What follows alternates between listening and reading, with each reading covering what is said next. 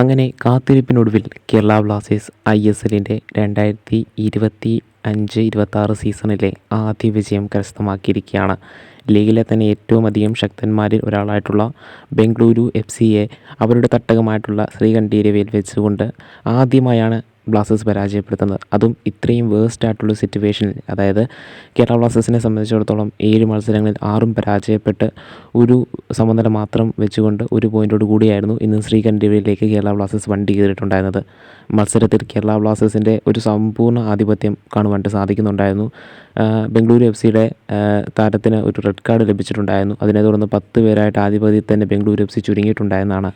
ഈ ഒരു സാഹചര്യത്തിലാണ് കേരള ബ്ലാസ്റ്റേഴ്സിന് അത് കൂടുതൽ ഉപയോഗമായി മാറിയിട്ടുണ്ടായിരുന്നത്. അങ്ങനെ കേരള ബ്ലാസ്റ്റേഴ്സിൻ്റെ ഇന്നത്തെ മത്സരത്തിൽ എല്ലാ താരങ്ങളും ഒന്നിനൊന്ന് മികവേറിയ പ്രകടനം കാഴ്ചവെച്ചു എന്നെടുത്ത് പറയേണ്ടതാണ്. ആഷ്ലി വെസ്റ്റ്വുഡ് എന്ന് പറയുന്ന പരിശീലകനും പീറ്റർ ഹാഡ്ലി എന്ന് പറയുന്ന അസിസ്റ്റൻറ്റ് കോച്ചും അവരുടെ സാന്നിധ്യം വളരെയധികം പ്രകടമായിട്ട് നമുക്ക് ഇന്നത്തെ മത്സരത്തിൽ കാണുവാനായിട്ട് സാധിക്കുന്നുണ്ട് എന്നെടുത്ത് പറയുവാനായിട്ട് സാധിക്കുന്നുണ്ട്. കേരള ബ്ലാസ്റ്റേഴ്സിന് വേണ്ടി ഗോളുകൾ നേടിയിട്ടുണ്ടായിരുന്നത് വിക്ടർ ബെർത്തോമി എന്ന് പറയുന്ന താരമാണ്.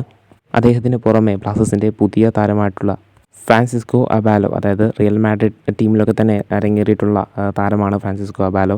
അദ്ദേഹത്തിൻ്റെ ഭാഗത്തു നിന്നും ഒരു മികച്ച ഗോൾ ഇന്നത്തെ മത്സരത്തിൽ ബ്ലാസ്റ്റേഴ്സിന് കാണുവാനായിട്ട് സാധിച്ചിട്ടുണ്ടായിരുന്നു. അങ്ങനെ 2 ഗോളുകളാണ് ബ്ലാസ്റ്റേഴ്സ് നേടിയെടുത്തിട്ടുണ്ടായിരുന്നത്.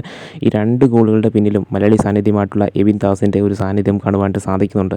നമുക്കറിയാം എബിൻ ദാസാണ് ഈ ഒരു സീസണിൽ ബ്ലാസ്റ്റേഴ്സിന് വേണ്ടി ഏറ്റവും കൂടുതൽ അസിസ്റ്റ് നൽകിയിട്ടുള്ള താരം.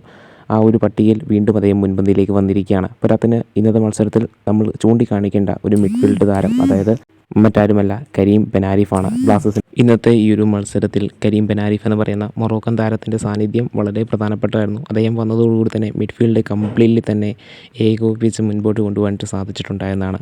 പോരാത്തതിന് ഫ്രെഡിയുടെ പ്രകടനവും എടുത്ത് ചൂണ്ടിക്കാണിക്കേണ്ടതാണ് ഇന്നത്തെ മത്സരത്തിൽ.